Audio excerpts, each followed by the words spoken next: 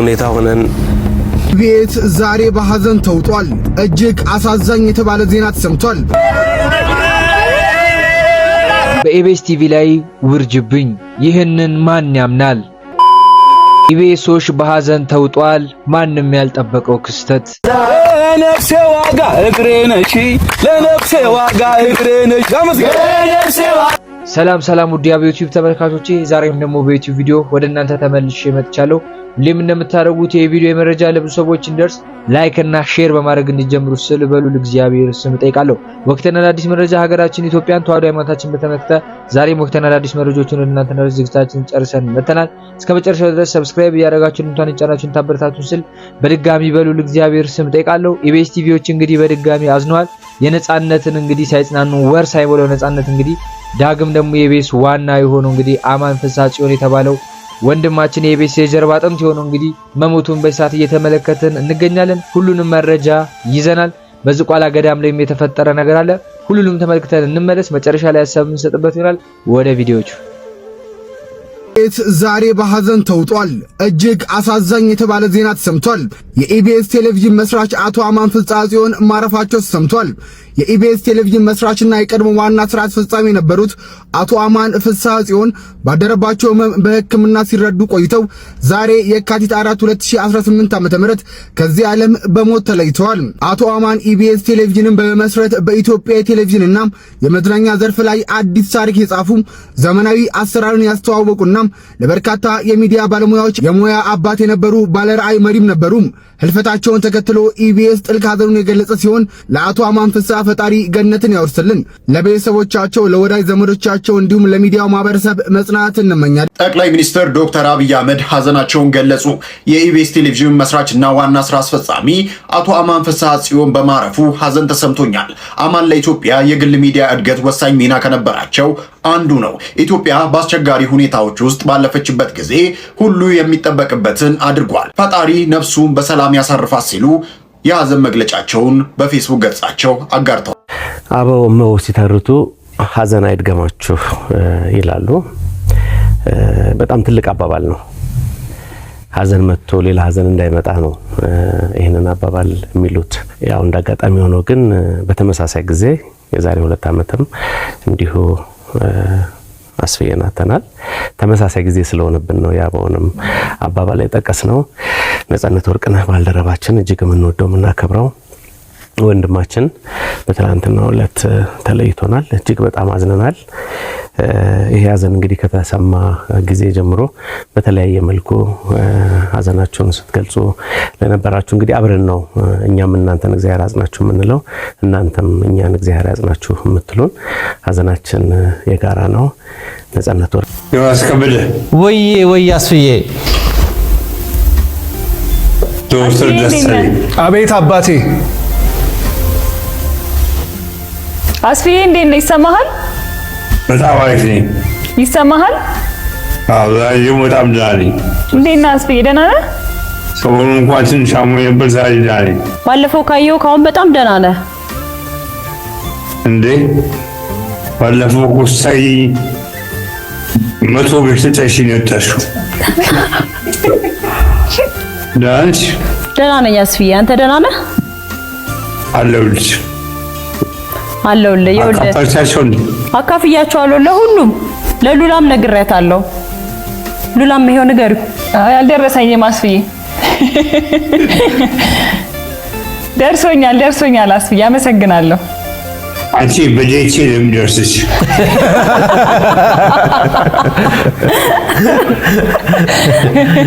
ይሄ ነገርህ ነበር የናፈቀን አስፍዬ። ደህና ነህልን? እንዴት ነው ወንድማችን?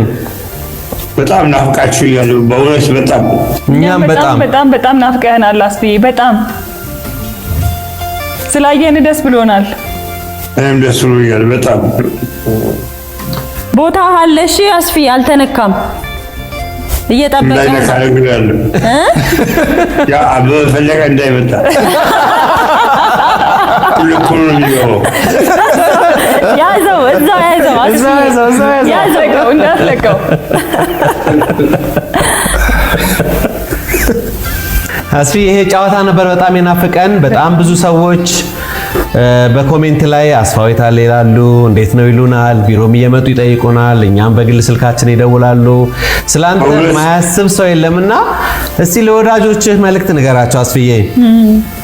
ለጨዋ ሕዝብ ለኢትዮጵያ ሕዝብ ክብር ምስጋና ይገባዋል። እኔም በጸሎት ያቆመ ከእግዚአብሔር ቀጥሎ እንጂ እኮ በጣም አሞኝ ነበር። አሁን ምን ማለት ትፈልጋለህ አስፍዬ? ማለት ፈልገው የኢትዮጵያ ሕዝብ ወደ ሰው ከፋ ያገኝ መድኃኒዓለም ጨዋ ፈጣሪ ጨርሶ ይማርህ አስፍዬ። አሜን አሜን። ወደ ሀገርህ ለመምጣት ያብቃህ አስፍዬ። ከምትወደው ህዝብ ጋር ከሚወድህ ህዝብ ጋር ለመገናኘት እግዚአብሔር ለዛ ያብቃህ አስፍዬ። አሜን። ልጄ አደራ እወዳችኋለሁ። እግዚአብሔር ያሳድጋችሁ። ተመረቃችሁ፣ አግብታችሁ ጎናችሁ ለመቆም ያብቃኝ። እወዳችኋለሁ። እንወዳለን አስፍዬ። ነጽዬ አንተ ምንም አትሆንም። ንጹህ ቦታ ነህ።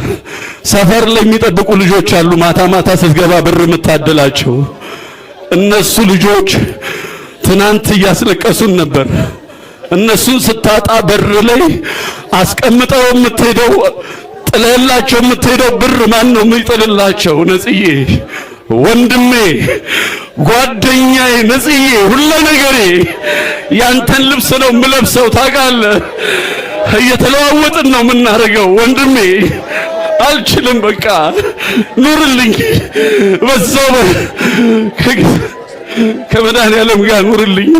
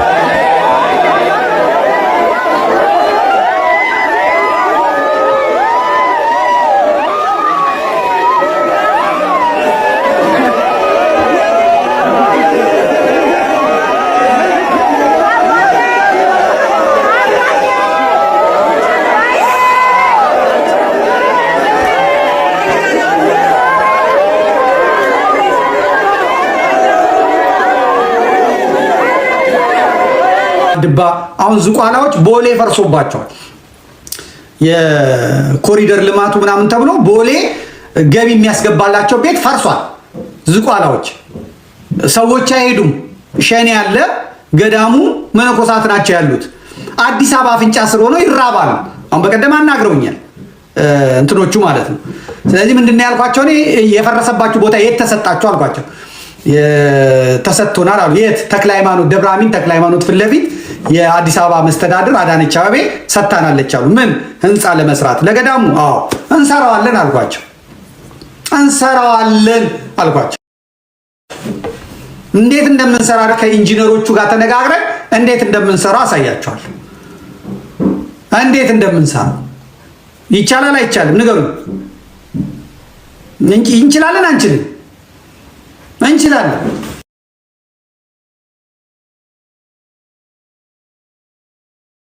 ወጪው ይታወቃል። አለቀ። ብረት፣ ሲሚንቶ፣ አሸዋ ምንም ነገር አያስፈልግም። ብረት የሚገዛ ይገዛል፣ አሸዋ የሚገዛ ይገዛል፣ ድንጋይ የሚገዛ ይገዛል፣ ምናምን የሚገዛ ይገዛል። ከዛስ አርማታ ሲሞላ ቀጥታ ምንም ችግር የለም። በቴሌግራሙ በቴሌቪዥኑ እናዛለን። ስንት ሰው ነው የሚያስፈልገው? ኢንጂነሩን እንጠይቃለን። አርማታ ለመሙላት 30 60 40 ሰው ያስፈልጋል ነው። አዎ በቃ አለቀ። ችግር የለም። የተክለ ሃይማኖት ሰፈር የጎጃም በረንዳ ጎረምሶች ዛሬ እናንተ ሰንበት ትምህርት ቤቶቹ ሊሆኑ ይችላል አሰባስባችሁ ዛሬ አርማታ ሊሞላ ነው ለዙቃላ ገዳም ተክለ ሃይማኖት ጋር ለሚሰራው ህንጻ 200 ሰው እንፈልጋለን። ጎረምሳ ሴት ወንድ የለም። ወገቡን አስሮ ይሄዳል። ሲሚንቶ ያቦካል፣ እዛ ይሞላል፣ ይሄዳል። አለቀ። ይጸለይለታል። እሳት ለማጥፋት ዝቋላ ድረስ 42 ኪሎ ሜትር ተራራ ወጥቶ ከእሳት ጋር የሚታገል ወጣት መርካቶ ደብረ አሚን ጋር ሲሚንቶ ማብኳትና የአባቶችን ከረሃብ የሚያወጣቸውን ህንጻ መስራት አያቅተው። በቃ መልካም አስተዳደር ነው የጠፋው። ሰውን መምራት ማስተባበር የጠፋው። መሪ ተብለው የሚሾሙት ቤተ ክህነትም ቤተ መንግስትም ቀበሌም እድርም የሚሾሙ ሰዎች ቶሎ ብለው የሚያዩት እንዴት እንዝረፈው፣ እንዴት እንብላው፣ እንዴት እኛ እንደርጅ፣ እንዴት ልጆቼን ላሳድግ፣ እንዴት ልቀማ፣ እንዴት ላድርገው ነው እንጂ ሌላ ነገር የለም። ነገስታቱ እኮ የባቡር ሀዲዱን አፄ ምኒልክ ሲያሰሩ መጀመሪያ ብረቱን ራሳቸው ተሸክመው ድንጋዩን እሳቸው ተሸክመው ንጉሱ ከተሸከሙማ ብሎ ነው። መልካም አስተዳደር ማለት ይሄ ነው። ከየትኛውም ዩኒቨርሲቲ ወጥቶ አይደለም። እግዚአብሔር ሲሰጥ መንፈስ ቅዱስ ሲገልጥ ነው የሚሆነው። ስለዚህ የመጀመሪያውን እስላም የራጉኤልና የተክለ ሃይማኖት ልጆች ከሞሉት፣ ሁለተኛውን ደግሞ የጊዮርጊስና የዮሐንስ ሰፈር ልጆች፣ ሶስተኛውን ደግሞ የጎላ ሚካኤልና የልደታ ልጆች፣ አራተኛውን ሸዋ ላይ፣ በምስራቅ አማራ ላይ፣ በወሎ፣ በሸዋ፣ በጎጃም በተለያዩ አማራ አካባቢዎች ላይ ኢንተርኔትና ስልክ መገናኛዎችን አቋርጣቸው ያወጃችሁበትን ጦርነት የመቀለበስ ግዴታ አለበት የአማራ ህዝብ። አይነው አቅሙ አሲሜትሪክ እንደሆነ አውቃለሁ። እናንተ ባለብዙ ቴክኖሎጂ ናችሁ። የአማራ አርሶ አደር ግን ያለ መጥፋት ግዴታ አለበት። ራሱን ሌላ እንኳን ባይጠብቀው ራሱን የመጠበቅና የመከላከል ግዴታ እንዳለበት በዚህ አጋጣሚ ማስቀመጥ ያስፈልጋል። በሸዋና በአማራ ጎራባች አካባቢዎች ላይ የኢንተርኔት እና የስልክ አገልግሎቶች ሙሉ ለሙሉ እንዲቋረጡ አድርገው ጦርነት እያወጀ ያለው በሰሜን የሚመታው ምት ምናልባት ኃይሉን ሊያዛባ ስለሚችልና አዲስ አበባ ጌት ላይ ያሉ የአማራ መግቢያ በሮችን ሙሉ ለሙሉ ጥርቅም አድርጌ ለመዝጋት የሚያስችለኝ አስቀድሜ ትንኮሳ ስፈጽምና ጥቃት ስፈጽም ነው በሚል ከኦሮሚያ አዋሳኝ አካባቢዎች ጀምሮ የኢንተርኔት አገልግሎቶችን እያጠፋ ሰፊና መጠነ ሰፊ ምናልባትም ቅድም እንዳልኩት በአማራ ታሪክ ከሁለተኛው የጣሊያን ወረራ ጋር ሊነጻጸር በሚችል መልኩ ንጹሃንንና ታጋዮችን ያለየ ፍጹም ጥፋት በአማራ ህዝብ ላይ እየተፈጸመ ነው ያለው። ግን በሁሉም የጦርነት ግንባር ደግሞ የአማራ ኃይሎች የአማራ ፋኖ በሚያስደንቅ ሁኔታ በከባድ መስዋዕትነት በብዙ ተጋድሎ የጠላትን ኃይል መመከት ብቻ ሳይሆን ወደ መልሶ ማጥቃት መሸጋገሩን ዛሬ ረፋድ ላይ ለማረጋገጥ ችለናል።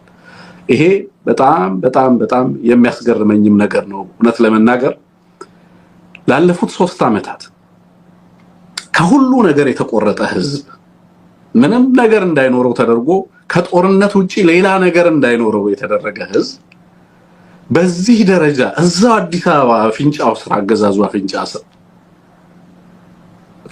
ኢቨን ድጋፍና ሙኒሽን ለማቅረብ የሎጂስቲክ አቅርቦት ሌሎች ነገሮችን ለማድረግ አመቺ ባልሆነባቸው አካባቢዎች ላይ እንኳን ያለው የአማራ ህዝብ በምን አይነት ሁኔታ እንደዚህ አይነት ጥቃቶች ሲመጡበት ራሱን ለመመከት የሚሄድበትና የሚያደርገው ተጋድሎ በእውነት አይደለምና ሌላውን አይደለምና የውጭውን ታዛቢ አይደለምና ቀሪውን የኢትዮጵያ ህዝብ ለራሱ ለአማራውም ቢሆን እጅግ የሚደንቅ ነገር ነው። በእውነት ይሄ ተጋድሎ ቀላል የሚባል ተጋድሎ አይደለም። እጅግ የሚያስገርም ተጋድሎ ነው። በየአካባቢው እየተደረገ ያለው ተጋድሎ እንደሰማሁት ከሆነ ቤቱ የተቀመጠ ሰው የለም ነው እያሉኝ ያሉት። በበርካታ አካባቢዎች ላይ ህዝቡ በነቂስ ወጥቶ በነገራችን ላይ አፋብንም ህብረተሰቡ ከዚህ የበለጠ ሌላ አስከፊ አዋጅ የለምና ይሄንን የመጨረሻ አዋጅ ብዙዎች እንግዲህ ከጫፍ እስከ ጫፍ በአራቱም አቅጣጫ ሀዘናቸውን በሰዓት እየገለጹ ይገኛሉ። ጠቅላይ ሚኒስትሩን ጨምሮ ማለት ነው። እንግዲህ ኢቢኤሶች ብዙ ሀዘንን በሰዓት እያስተናገዱ ይገኛሉ። ከአስፋው ጀምሮ እስከ ነጻነት ከነጻነት ወር ሳይሞላው ደግሞ ዋና ስራ ያስኪያጃቸውን ማጣታቸው እንግዲህ ህዝቡ ላይ ያለውን ጭንቀት የበለጠ እንዲጨምር አድርጎታል። ኢቢኤስ ቲቪዎች ምን ገጠማቸው እያለም የተለያዩ ነገሮች ሲባል እየተመለከተ እንገኛለን። ደጉን ጊዜ ያምጣልን፣ የሞቱትን ነፍሳቸውን ይማርልን ለማለት እፈልጋለሁ። አዳዲስ መረጃዎችን አደረሰን። በቀጣዩ ወቅታዊና አዳዲስ መረጃዎች እስክንገናኝ ድረስ ሰላም ቆዩ። መልካም ጊዜ